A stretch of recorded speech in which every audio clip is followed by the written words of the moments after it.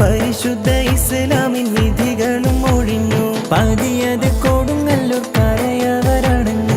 പരിശുദ്ധ ഇസ്ലാമിൻ വിധികളും ഒഴിഞ്ഞു. അത് കേട്ട് പെരുമാളിൻ മനസ്സകം തെളിഞ്ഞു. ഷഹാദത്തോതി മണ്ണിൽ തെളിഞ്ഞു ജ്യോതി. പണ്ട് പണ്ട് പായ കപ്പലിൽ കയറിക്കൊണ്ടേ ഇവിടവിലണഞ്ഞല്ലോ മാലിക് ദിനാറും കൂട്ടരും. സന്ദേശം കൊണ്ടേ ഇസ്ലാമിൻ സന്ദേശം കൊണ്ടേ. മുശ്രിക്ക് തുരത്തിയ നബിയവര്, മുർസലിലാദരവായവര്, മഹ്ശറയിൽ തണലായവര്, മന്നാൻ പുകഴ്ന്ന സഫിയുള്ളാഹ്.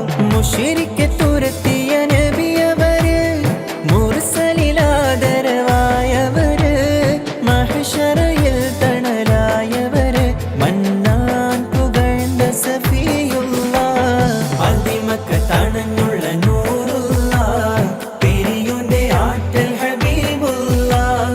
മശ്രിഖ് മഗ്രിബിനൊളിവായി മന്നാനയച്ച റസൂലുള്ളാഹ്. മുർസലെന്നറിഞ്ഞു യാക്കൂബ് നബിക്ക് പിരിശപ്പും കനിയായി. അപ്പോൾ മുറുമുറു പരിശം ഹൃദയത്തിൽ യൂസുഫിൻ സഹോദരർ കുളവായി. മുർസലെന്നറിഞ്ഞു യാക്കൂബ് നബിക്ക് പിരിശപ്പും കനിയായി.